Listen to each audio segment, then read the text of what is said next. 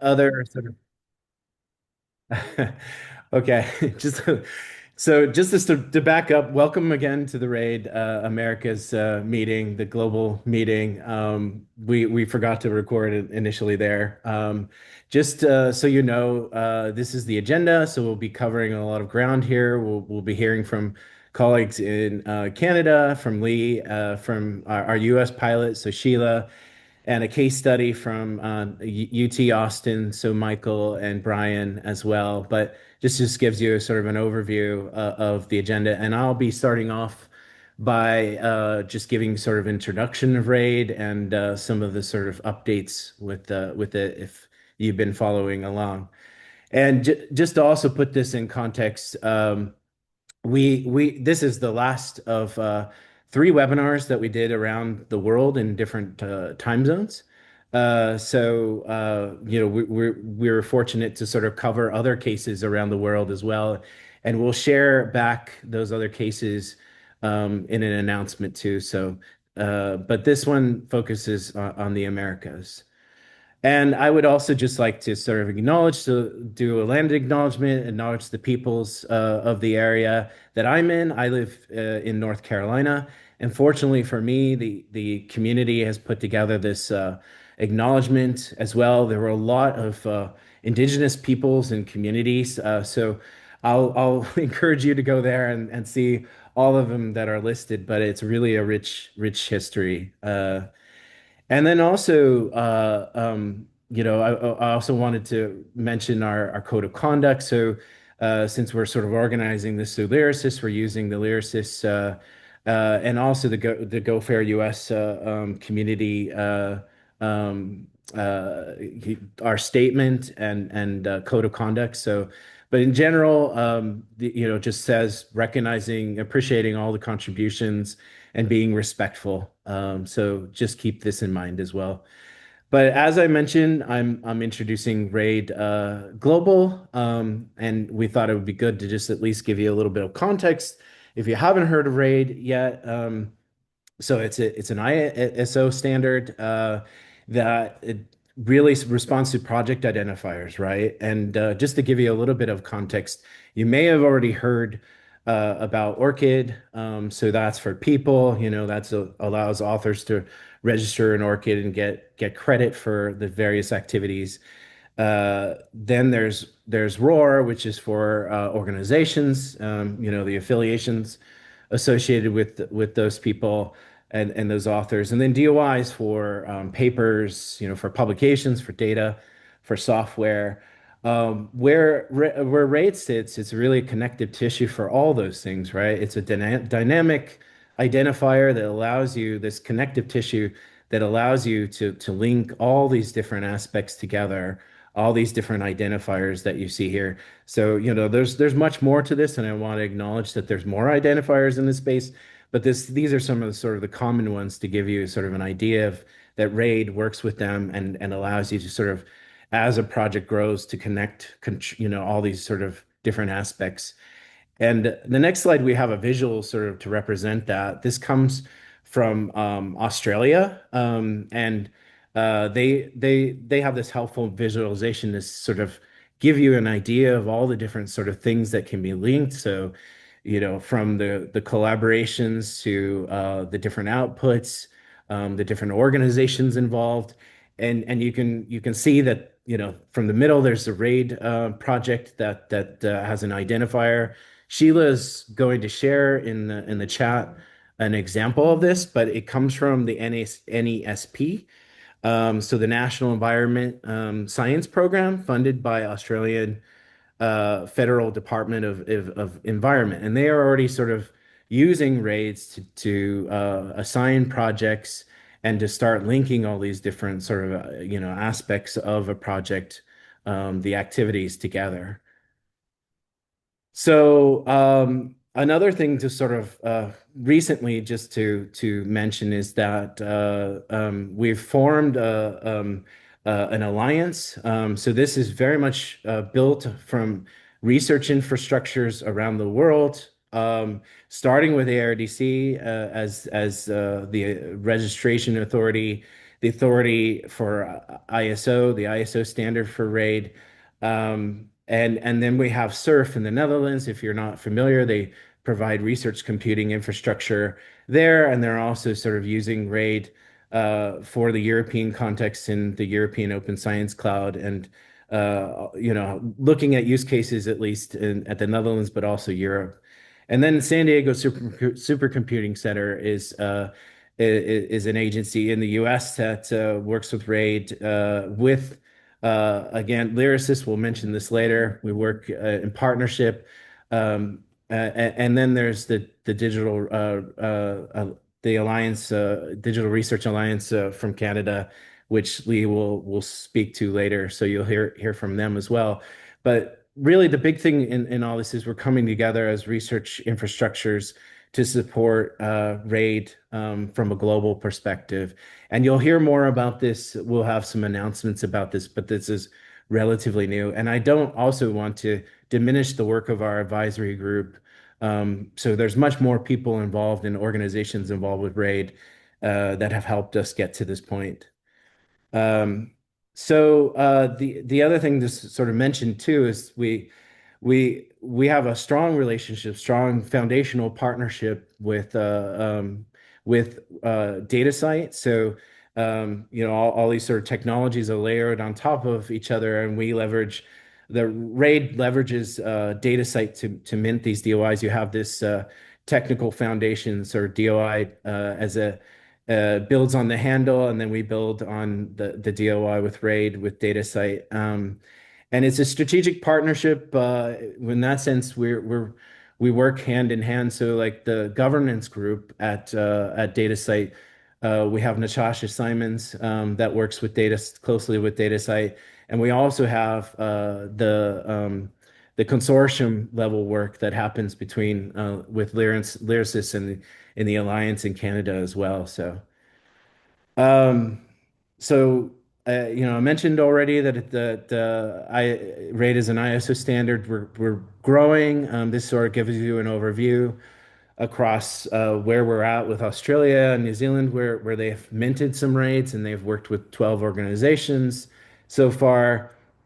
The Netherlands, they're launching later this year through the Netherlands and through Europe to start testing and minting some raids with organizations there.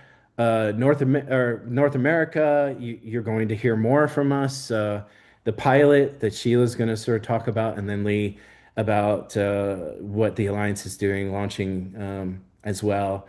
And then there are obviously sort of other organizations that we want to list here, like from Czechia and France and UK that are joining up, and there's even sort of some others that we've talked to as well.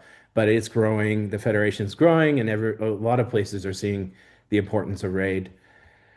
Um, in this sense, we wanted to talk about one case again, bringing it back to that context of something you might be familiar with, the ORCID profile. So, one of the integrations that's happened so far is that you can actually link your ORCID to a RAID to your project, and this is sort of explicit permission that's given the process that happens here where when you make that assignment. The other aspect is that we've minted we've linked about 233 orchids so far.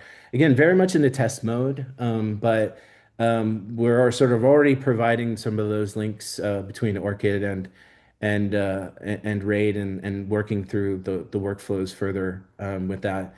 But it's perhaps really good to see an example of how that works so far in operation, and to demonstrate the value of RAID. So in some cases, you might not have a grant. You might not, have any paper or anything that sort of identifies a project to start. And in this example, what we really like is from a postdoc, I believe, in Australia, or a graduate student, sorry, that is working on a project. Oh yeah, it's a PhD in education. Sorry, I'm reading it right now, but they didn't have that sort of initial paper or grant UI to work with. So they were able to sort of use this process to mint a RAID and list it on the record as a place to start as they add to that project. So, this the flexibility with RAID and allowing sort of the look at the spectrum of different possibilities is this is at least one example that speaks to I think a really relevant case. And so then to also mention, we've worked with uh, vendors to these projects, the different projects. So MyLaminin and Redbox are sort of data management related solutions. One is in Australia. MyLaminin is coming out of Canada. And then we have RSpace, which maybe some of you are familiar with, that works with just groups on how they can sort of manage all the different sort of outputs that happen in their lab, and they have an integration with RAID, and so these are some of the initial ones, and we'll talk about one later through UT Austin that's working with Dataverse. So we just launched some places where you can follow these activities. So Blue Sky, LinkedIn, and Mastodon. Please join them and follow along with the updates that are happening in RAID. And I will hand this over to my colleague Lee. So uh, Lee, just let me know when you want me to advance, but I can start off with you, and then we can move forward. Sounds good. Thanks, Chris. Good afternoon, everyone. My name is Lee Wilson. I'm the Director for Research Data Management at the Digital Research Alliance of Canada. And on behalf of the team, it's my pleasure to join the call today to provide you with an update on the National RAiD Registration Agency for Canada's pilot project. Next slide, please. I would like to start today's talk, though, with an acknowledgement of the First Nations, Inuit, and Métis nations and communities who've been harmed by colonial and unethical research, and of the data sovereignty and research priorities of these nations and communities. I'm speaking to you today from Halifax, Nova Scotia, which is situated on the ancestral and unceded territory of the Mi'kmaq people. Next slide, please. In terms of what to expect during today's talk, I'll start with some background and context, followed by details on the pilot project and its scope. That'll give a quick update on the work to date, as well as findings from our initial engagements with the Canadian RDM community. And that'll include responses that we've received from an expression of interest survey that we conducted. And I'll conclude with information about next steps for the pilot and future plans. Next slide, please. But first, who are we? So some organization about our information. Digital Research Alliance of Canada is a national, not-for-profit, membership-based organization funded by the Government of Canada. It was established in 2019. It works with partners and community members across the country to fulfill its mandate, which is to coordinate, operate, and fund activities in advanced research computing, research data management, and research software, as well as to advance the national digital research infrastructure strategy in Canada. Next slide, please. Now I'll provide a bit of context around persistent identifiers in Canada. So in coordination with our partners at the Canadian Research Knowledge Network, or CRKN, the Alliance supports Canada's national PID program, which includes 2 national PID consortia, the DataCite Canada Consortium and ORCID-CA, and we support the development and implementation of Canada's national PID strategy. The RAiD project that you'll hear more about today will be run out of our existing national PIDs team, and as much as possible, we want to align approaches and lessons learned from operating these 2 national PID consortia. Next slide, please. And this slide speaks to how this work will be funded. So starting last year, the Alliance received some new investment funding to advance Canada's DRI in response to the Government of Canada's Sovereign AI Compute Strategy. Under this funding envelope, we're undertaking a new project to better integrate national services across RDM, advanced research computing, and research software, and we see PIDs in general, but RAiD specifically, as fundamental enablers of interoperability and information exchange across systems. And so as a part of this initiative, we're launching this pilot project to bring RAiD to Canada. Next slide, please. In terms of the project overview and its purpose, there are multiple components to this work. First, we want to work towards establishing a national RAiD registration agency for Canada. We'll begin to introduce RAiD into the Alliance's existing suite of national data services. We also want to work closely with our community to define the appropriate operational and business models for this new service. And we also want to pilot the service with interested early adopter partners. Next slide, please. So the scope of the project includes deploying the ARDC developed software on Canadian Community Cloud infrastructure. We anticipate that there will be some work to do to customize the code base and the APIs to support community cloud options. And we're going to want to undertake this work in tandem with other jurisdictions who have taken a similar approach to ensure that as we advance this, we're not reinventing the wheel. We also need to ensure that we're aligning our approaches, both technical and operational, with our existing PID services. Throughout this process, we anticipate that pilot testing is going to be key, again, from a technical perspective and in terms of finding the right business and sustainability models. So we're planning to work with early adopters and integrators to refine the service before we roll it out nationally. We also want to ensure that RAiD becomes fully embedded within the national research data services provided by the Alliance and its partners, and we would be aiming to launch RAiD as a new national PID service by April 2028. Next slide, please. In terms of resourcing, this is a 3-year project aimed at aligned with the short-term AI funding that I spoke about earlier, that runs from fiscal years 25-26 to 27-28. The budget includes partial FTEs for a developer position, cloud operations support, as well as a metadata analyst.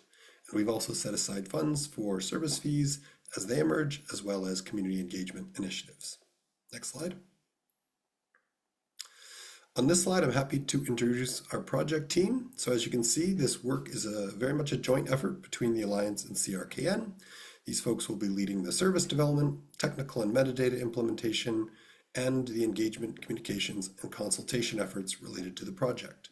We'll also be working very closely with the Arbutus Cloud team at the University of Victoria on the technical deployment of the RAiD software. Next slide, please. In terms of our proposed timelines and milestones, year 1 was all about setup, initiating community engagement, getting buy-in, identifying early adopters, and having an approved resourcing plan internally. Year 2 is about testing and refinement, working closely with early adopters, customizing the service where appropriate, and integrating RAiD with other national services. And then year 3 is about delivery, launching of a national RAiD service, preparing to onboard more service point organizations, and planning for long-term sustainability of the service. Next slide, please. In the project so far, we've conducted an outreach and informational campaign that's included presentations to a variety of audiences, direct discussions with key groups, particularly those we felt would be interested in early adoption, focus group sessions with our community to provide opportunities to ask questions as well as discuss use cases, and a workshop during our annual in-person meeting of the Canadian Persistent Identifiers Advisory Committee. We've also started work with our community cloud infrastructure provider partners on mapping out the architecture for RAiD. We developed and launched an expression of interest survey to understand the scope of interest among Canadian stakeholders and ask questions about how they saw RAiD benefiting their work and how they might use it. We've participated in international governance efforts to advance RAiD, including an in-person international partners meeting that was convened by ARDC in early April. And we've completed the initial pilot kickoff meeting focused on providing an overview of the project and RAiD to the Canadian RDM community. Next slide, please. In terms of structure, our pilot has multiple types of participation possible, and these will depend on interest, availability, and capacity of our pilot members. So in general, it's an opportunity to share information about RAiD through regular community calls, We'll be able to keep the community up to date on progress and where things stand with RAiD internationally, and it's going to be an opportunity to highlight the use cases of our early adopters, as well as provide ongoing information about our technical deployment as it advances. For our initial community call, only individuals from not-for-profit, governmental, or academic research organizations were invited to attend. Though that said, we understand that platform vendors, commercial entities, and other integrators are going to have an important role to play in RAiD as it develops, and so we'll be planning to broaden the invitation to involve them in future calls. In addition to the community calls, we also anticipate that working groups will emerge as this work progresses, possibly around things like metadata, technical implementation, and business and service models. And these working groups are similar to what's been considered at an international level. So invitation to join working groups will be shared out as these develop, and that'll happen once we have a better understanding around what kinds of working groups are starting up internationally so that we can ensure alignment. And then finally, we'll have the early adopters. So these are organizations who will have the capacity as well as the interest to advance RAiD adoption in their local systems, and we'll be working very closely with these groups. We've started these conversations already with the funded recipients of the Alliance's National Data Spaces program, but we also anticipate that other organizations may be interested as well. And of course, once it's operational, the Canadian test instance of RAiD will be open to any of the pilot participants who'd like to use it. Next slide, please. Now I'll talk about the expression of interest survey results. So we shared the survey broadly within our community, including during the focus group sessions that I mentioned earlier.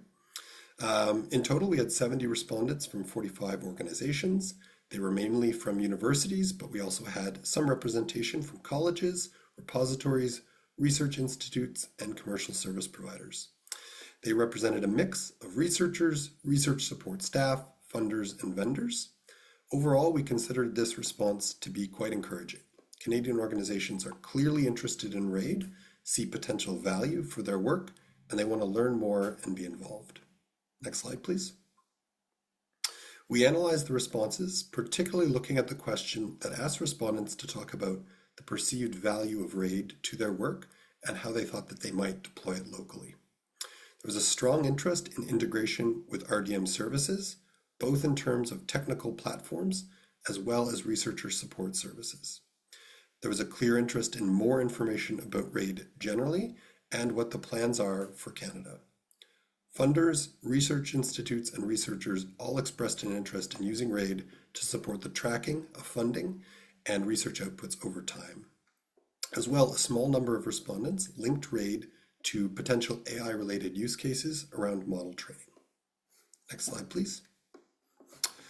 I'll end my talk today with the list of sort of immediate next steps for us. In the short term, we'll be focusing on advancing our technical architecture planning and deployment. We'll be continuing our conversations with early adopters. In terms of international collaboration, we've joined the Global Operating Alliance for RAiD, and we'll be contributing to those efforts as they evolve. In terms of our future community calls, we plan to provide a deep dive on the Canadian technical deployment once that work is more advanced.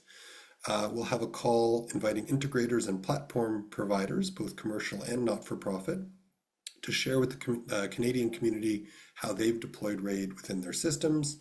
And we're intending to have a session that explores how our early pilot adopters are approaching RAiD in their environment.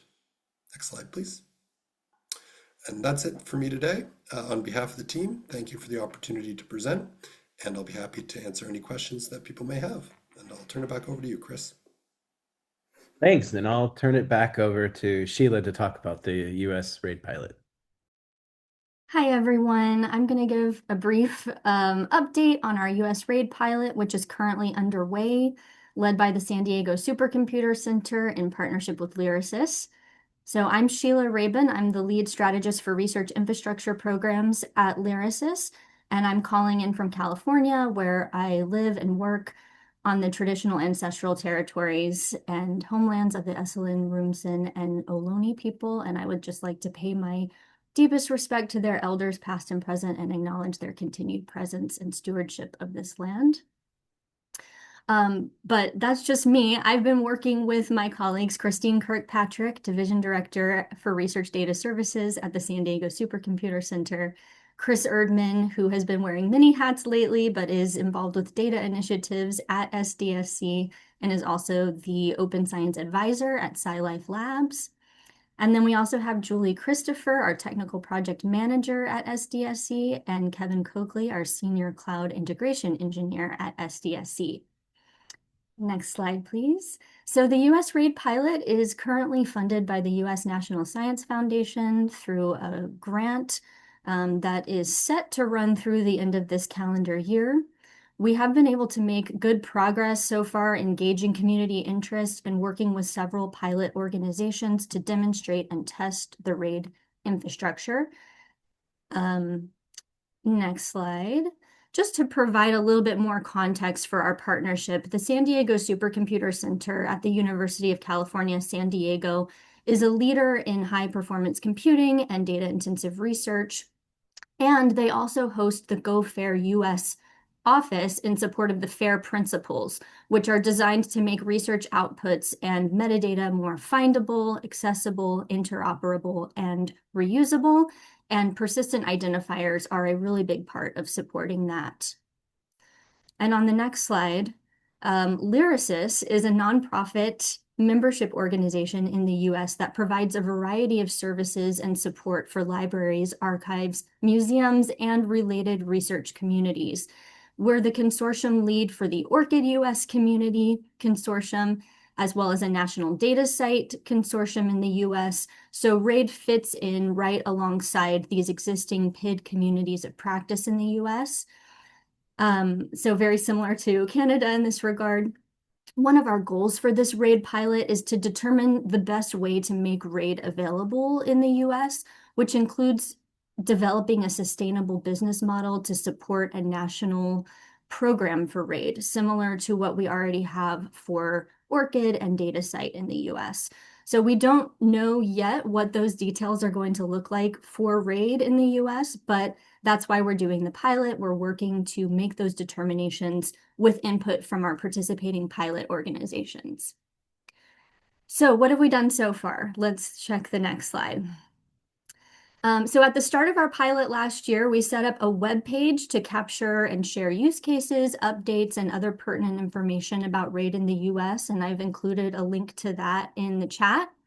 We also set up a US RAiD listserv and invited interested parties to sign up for that, as well as let us know their interest in participating in the US pilot by either saying yes, no, or maybe. So the QR code on the slide will take you to our US RAiD pilot interest form, and I've also put the link to that in the chat. You can, of course, just sign up for the listserv and not participate in the pilot if you just want to stay in the loop with what's going on. But our approach here has been to first start working with the organizations that said yes, and then expand out to those who said maybe once we've worked through some initial testing. Next slide, please. So in January of this year, we launched our US RAiD pilot demo environment, which includes it's basically a website that people can log into that you're seeing here. Right now we have login options with ORCID or Google. So there's basically a graphical user interface and also an API, all in the sandbox environment. So Chris, if you click, people will see a little preview. Basically, the graphical user interface, or GUI, is a form that people can fill out with all of the metadata about their project, including date ranges for when specific people or organizations were involved in a project, the roles that they played, and all of the resources and materials related to the project. Next slide. So the organizations that we worked with to collect initial use cases are listed on the left side of the screen here. And these include research project groups, research facilities, universities, but also organizations that are managing funding and publishing workflows, and research project management software platforms, which is really great because we were trying to get representation from various stakeholders across the research lifecycle or ecosystem. So all of these organizations were given access to our demo environment. And over time, we've also added additional organizations that you see on the right side of the slide here. They have access to the demo site as well, just based on conversations that we've had with them, the interest that they've expressed. So this gives you an idea of the type of organizations that we've been working with so far. The main theme across all of these use cases that we've gathered so far is that these various stakeholders are looking for a way to get a more holistic and clear understanding of the overarching projects, research activities, and also relationships between these projects and activities, both within their own organizations and across the larger research landscape. Organizations are interested in using RAiD to help bring visibility to what might otherwise be invisible work, distributed teams, capture information about the activities that might be related to but not directly part of a specific grant, creating a unified, structured view of massive research portfolios at some institutions beyond just publication tracking, and also a way to link assets that are related to overarching projects together for better discovery across different platforms. So you may have items in an institutional repository, data repository, publishing platform, all related to the same project, and RAiD provides a way to kind of bring those together under a project umbrella. Next slide.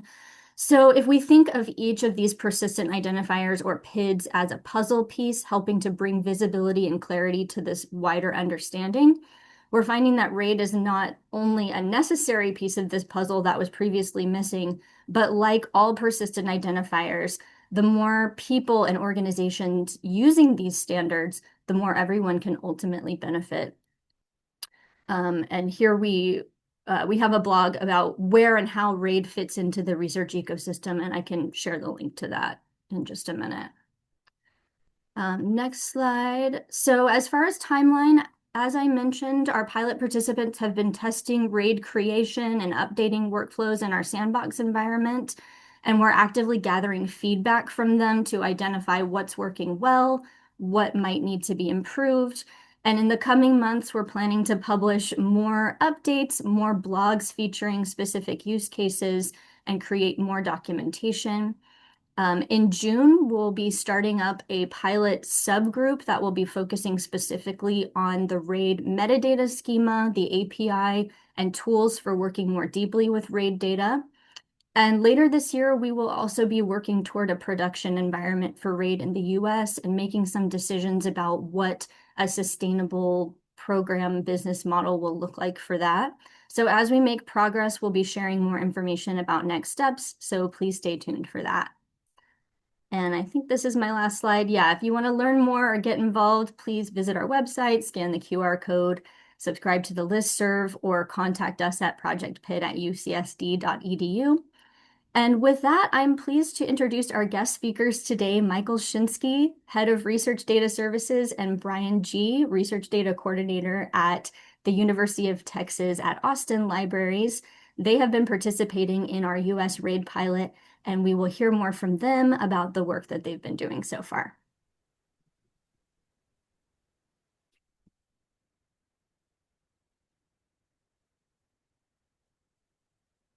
All right. Hi, everyone. Thank you for that introduction. I am Michael Shensky, Head of Research Data Services for the UT Libraries, joined by my colleague Bryan Gee, our Research Data Coordinator. And we're glad to have this opportunity today to talk about our UT Austin RAiD pilot project that was focused on RAiD integration for the Texas Data Repository. So we thought it would be helpful here at the outset to give a little bit of a background on what we're talking about and focusing specifically on the Texas Data Repository, which is key to the project that we have underway here at UT Austin. The Texas Data Repository is a fairly unique multi-institutional Dataverse instance. While there are many Dataverse instances operating globally currently, over 150 or so, we are one of the few that is a multi-institutional Dataverse instance. So UT Austin, along with many other universities in the state of Texas, participates in the Texas Data Repository. It is hosted by the Texas Digital Library that manages the technical infrastructure for our Dataverse instance. And we have our institutional Dataverse collection within the Texas Data Repository. And the other participating universities have their own Dataverse collection. So Bryan and I are administrators for the UT Library's Dataverse collection. We have about 1,600 data sets that have been published over the last 9 years or so by UT Austin researchers. And there are other data sets published by researchers at the other participating institutions, but for our UT Austin Dataverse, it's about 1,600 data sets. We are very fortunate to be able to utilize Dataverse software, which is an open source data repository software project that is led by IQSS at Harvard. And it's become very popular, as I had mentioned, with over 150 installations worldwide in a very active development community. While we are users of Dataverse software here at UT Austin, we are not direct contributors to the Dataverse open source project, but we do participate in that community by attending meetings, contributing GitHub issues, and things like that. So that's the extent of our involvement directly with the Dataverse community.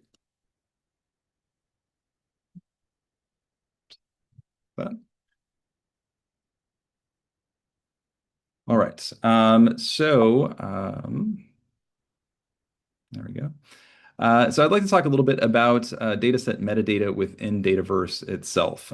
So we've been actively working on exploring ways to increase the use of persistent identifiers in the metadata that is being created for datasets published by our researchers with the goal of facilitating connections between different research outputs and entities involved in research projects. So as part of that effort, we have been focused on developing an ORCID integration, which we have recently been able to launch in the Texas Data Repository. So that's been a fantastic way for us to be able to drive uptake of or use of ORCID identifiers for published datasets. We have also worked on an integration that facilitates use of RORs for identifying the researcher affiliation for those that are involved in publishing a research data set or have contributed to it. And we also are fortunate to be able to utilize DOIs, ARCs, handles for related publications. So these are all things that the Dataverse community has worked on developing plugins for, and we at UT Austin, along with our other liaisons from other TDR member institutions, have worked with the Texas Digital Library to get these integrations set up and working in the Texas Data Repository. So as we've been focused on these persistent identifiers, we have wanted to be forward-thinking and imagine how use of persistent identifiers might evolve moving forward. And so we were very interested in the US RAiD pilot and wanted to get involved at an early stage so that we could be at the forefront of exploring how that can be integrated in the Texas Data Repository. Now, our initial goals for our UT Austin pilot project were really to provide the ability for researchers to connect their published data sets to a project and to be able to do that within the Texas Data Repository as they are publishing new data sets and managing existing data sets that they have published. And we really wanted to make this process as easy as possible. So that was our goal. How can we facilitate this and not just make it technically feasible, but also easy for researchers to adopt? So we were trying to figure out how we could make that happen. And we realized that there would be challenges and limitations since we are not currently direct contributors to the Dataverse open source project.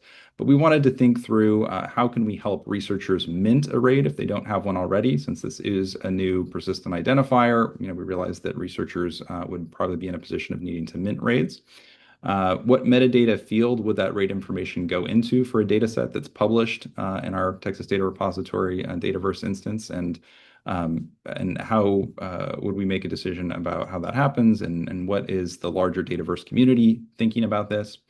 And how can RAiD metadata be updated if a new associated data set connected to a project that has a RAiD is published? So how do we make that connection happen? And so we were very interested in the RAiD API and exploring what was possible there.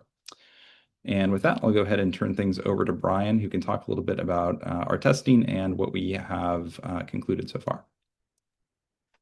Alrighty, y'all. So, we have a number of different sort of projects that we're either conceiving or actively designing right now. I'm just going to talk about one specifically. And this is, I really think, to ensure reciprocal metadata connections and then where possible metadata enrichment. So I think especially folks who work with data repositories or other institutional repositories are often aware that oftentimes if metadata connections are created to begin with, they're often unidirectional. So you might have a data set that links to a paper, but not vice versa, for example.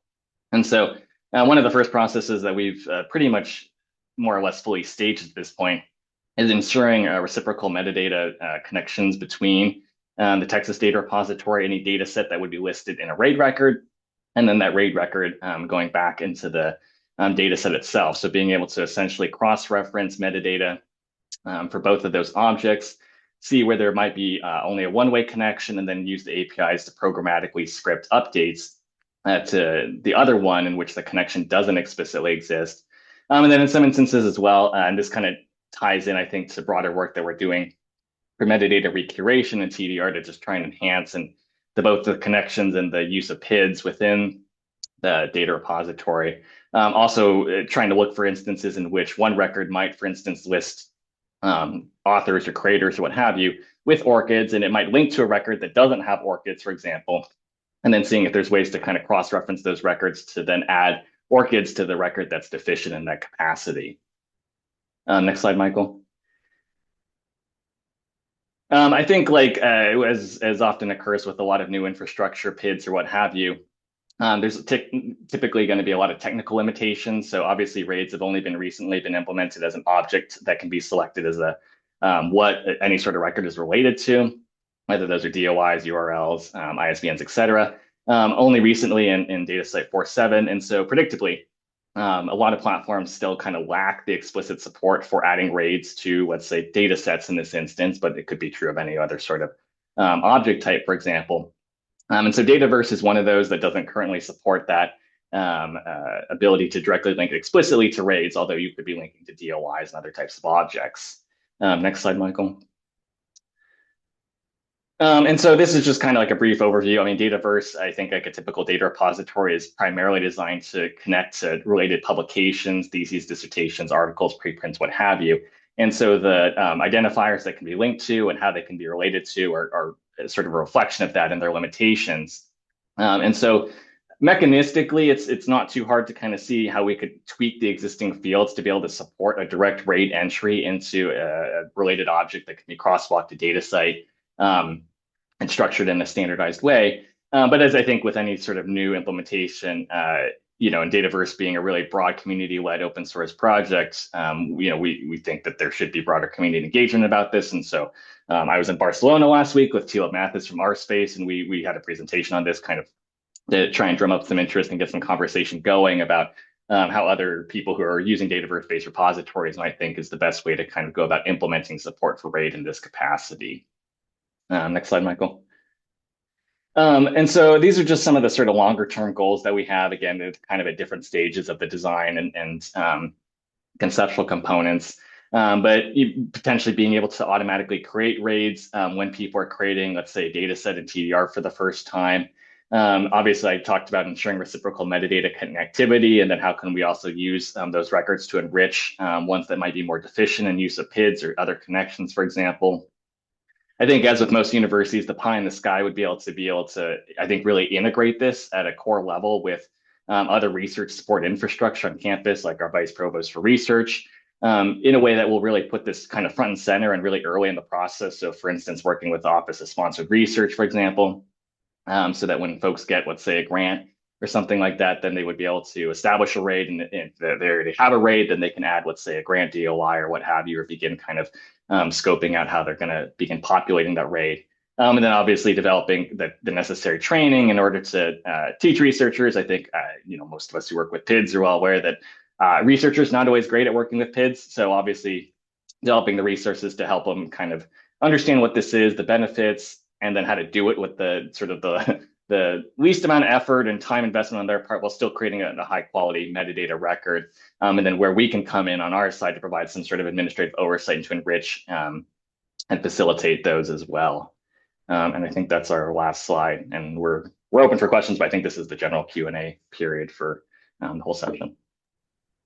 Perfect. Thank you so much, Michael and Bryan, for sharing what you've done so far. I'm sure people have questions either for you specifically or RAiD in general. So Everyone, please feel free to put your questions in the Q&A box, and we can get to those. And while we're waiting for questions to come in, I will say I attended the Asia Pacific session yesterday, which was last night for me. And one of the topics that came up during the discussion was, in terms of creating a RAID, what is needed. And really, there are only three required things that are needed to create a RAID from the beginning, which is a start date for the project, a title for the project, and at least one human contributor with an ORCID ID. And that's a really lightweight way to like get a RAID started so that you can create a RAID from the very beginning of the project without even necessarily having everything figured out yet about what the project is or what's going to happen with it. And there's even a way to like embargo a RAID for the first 18 months if you don't want it to be public yet while you're waiting to get funding or something like that. Okay, I do see a question in the Q&A. This one is for Bryan. Are you actually updating metadata in the reciprocal case rather than overlaying dynamically? And if so, are you tracking provenance for those updates so that an error on one side of that relationship can be tracked and fixed? Yeah, it's a good question. So the metadata are actually being updated. The records are being updated in DataSite and things like that. I think it's an interesting time, I think, to be working with metadata because, of course, there are initiatives like Comet as well, right, that are thinking about, okay, how can we represent and record changes to metadata that are publicly visible in metadata schemas and stuff like that. In terms of the recording stuff, I mean, we try and set up these sort of like internal logging processes. It's not exposed in any sort of like public fashion or anything like that. But I think with initiatives like Comet, it is probably possible to think about, yeah, how can we better record that information? And then I think it kind of depends on like whether the issues, if you have like a one-way connection or there's something that could be enriched for one record based on the other one, it kind of depends, I think, on whether it's an error, so to speak, or it's just a deficiency. I think in a lot of these cases, when we're doing this sort of metadata sort of recuration work, what have you, it might be things like, for instance, you have one record doesn't have ROR identifiers, for example. Okay, we can just match the plain text string or something and say, okay, well, this is the ROR string for something like that, and then add that in. Error detection, I think that kind of, well, I'm not so targeted on that right now. I think in part because it can just take a lot more time to kind of incontrovertibly identify errors and then figure out exactly how to fix them. Mostly focused, I think, on these lower hanging kind of fruits for connection and then just PID usage right now. Thanks, Bryan. And I see that we've had a few more questions come in, both in the Q&A and in the chat. We do have another question specifically about Dataverse, so I'll go ahead with that one next since we're already on that topic.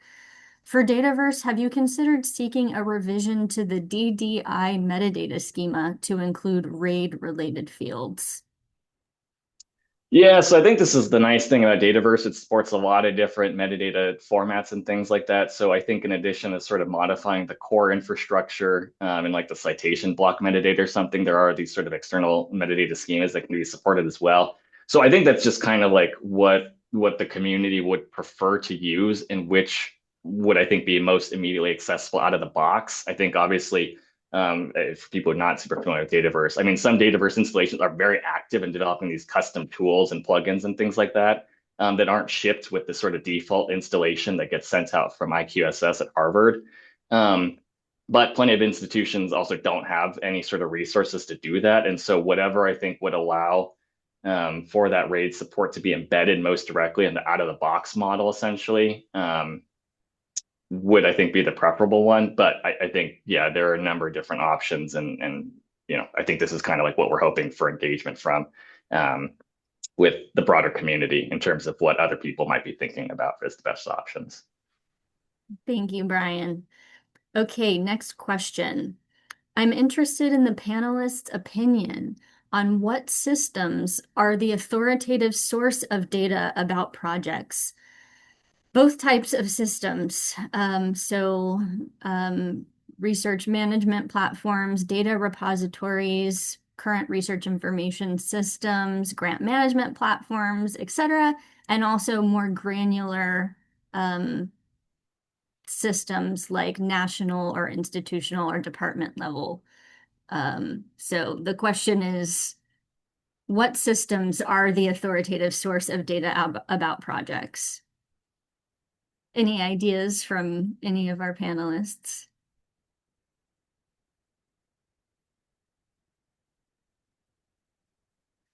I can go first by just saying, I think probably all of the systems that we listed have some aspects of authoritative project data, but maybe not capturing everything. And that I think is one reason why RAiD can be really helpful. Similar to what we've seen with ORCID, where information about a person's activities are like on the web in different places, but the ORCID record kind of brings it all together into one place. Same thing, RAiD for projects. You probably have different project information stored in different systems, coming from different perspectives, like grant management platforms, but they're just focused on a grant. What if one project has received multiple grants over time? RAiD provides a way to kind of bring that information together across all of these different systems, which provide, it's an opportunity there, but also some challenges in grabbing those different pieces of information and bringing them all together in one place from a project perspective. Not sure if anyone else wants to No, elaborate again. I guess because it's fresh in my mind, but I can just mention the Chris example is that the Netherlands particularly are looking at Chris systems, and that was one of the presentations that happened earlier about how they can integrate RAID, and like that's a bigger need from across their community, and driving sort of their work. We've you can see from the US pilot side, we've talked to a lot of different cases, so it's really broad in that case. So yeah, but I wanted to bring up the surf example. Yeah, these are great examples. I think this touches on a really important question related to RAID and probably one that hasn't been fully solved yet. One of the challenges is that projects are so context dependent that I think there could be multiple systems that would emerge as sort of the authoritative source for a RAID. It could be a grant or funding management system if it's something that's administered by funders. If it's something that's administered at the institutional level, it could very much be a CRIS system or like a research information management system. Other systems like repositories, I feel like they're more about ensuring that RAID can be captured within the workflow and the metadata related to those systems. And then in terms of who's responsible, I think that's another context dependent question. I think it could be the individual researchers, it could be the PIs, it could be your institutional administrators, or it could be a funding organization. Again, it sort of depends on where the RAID is minted and where it sits.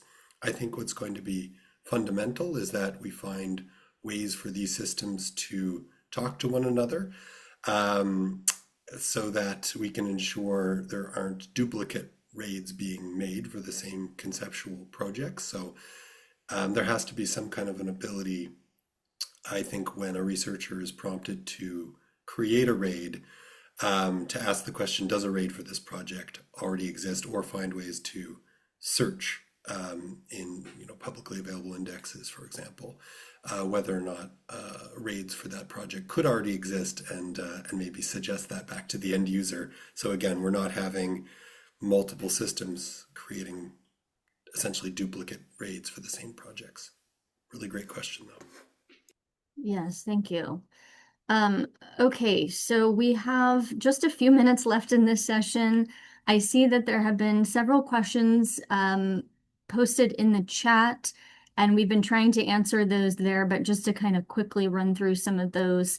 Can you link media like news stories or publications from a university press office or a magazine, et cetera, to a RAiD? Yes, there is a section where you can include any related URLs related to the project. So yes.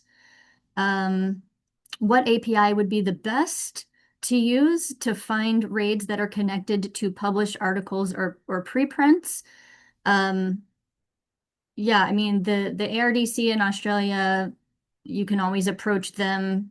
They're the only place where RAID is in production right now. So if you want to work with production data, that's probably the best place to start. But also in the US, we have our demo environment, our sandbox environment up and running. So if anyone wants to work with us on the US side, just contact us.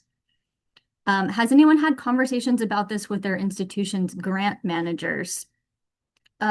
We have had some conversations at various US institutions with people that are working in sponsored programs or research offices. And the focus in those areas so far has been mostly like on a per grant basis. And just tracking one grant at a time, but RAiD could provide that opportunity to tie multiple related grants together.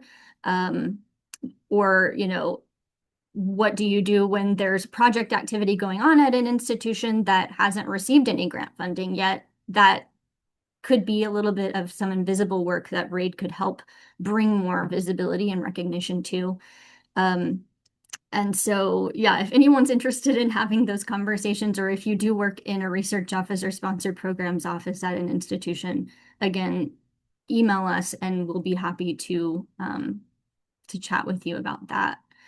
What role do you see for publishers supporting RAiD? Chris, do you want to speak to that one? No, I answered it. So Okay. we've had Plus as one of the examples, and they're doing a lot of great work, sort of mining their literature and finding all these interlinking relationships between data and exactly what we're talking about right here, right? And they needed a way to sort of link all that together. And the RAiD, they came to us and said, RAiD seems like that's it. And it's part of their a project right now to sort of understand knowledge graph at the organization. As far as I understand, I think they'll be like posting about that soon. But yeah, I mean, I think that is a common thing that we're seeing from other publishers as well, is that there's a lot of data within articles that needs to be linked, right? And credit needs to be sort of given to folks, that work on the underlying data and software. So yeah. Yeah, I mean, from my perspective, I think it would be really great if all publishers would, have some way that when a manuscript is getting submitted, if there's an existing RAID related to that publication or that article, that could be indicated so that the RAID ID could be included in the DOI metadata for that publication. And then, of course, the DOI for the publication getting added back over into the RAID record. So I think it might take some time before we're fully there, but that's, I think, an ideal goal. And one more to answer Chris's follow-up, because we see it there, is that yeah, the reconciliation of all this work. I think that's really what the use cases and this is what we were talking about in Utrecht recently, is that the use cases that we've been bringing up, that the Canadian, that on the Canadian side and other places like Surf and other places we listed, are helping us sort of understand how that can work together. So yeah, the use cases have been very powerful in that case. Okay, well, we are at time and we're actually 1 minute over. So thank you so much, everybody, for joining us today. Hopefully this was helpful, getting you thinking about RAID and more aware of what's going on. We will be sending out the recording, the slides, and kind of a written summary of the Q&A, helpful links, all those kinds of things. So please stay tuned for that. And hopefully we'll see you again soon at a future event. Thank you again to Chris, Lee, Michael, and Brian for being co-presenters with me today. And thank you all for joining us. I hope you all have a great rest of your day. Thank you Thank all. you. Bye.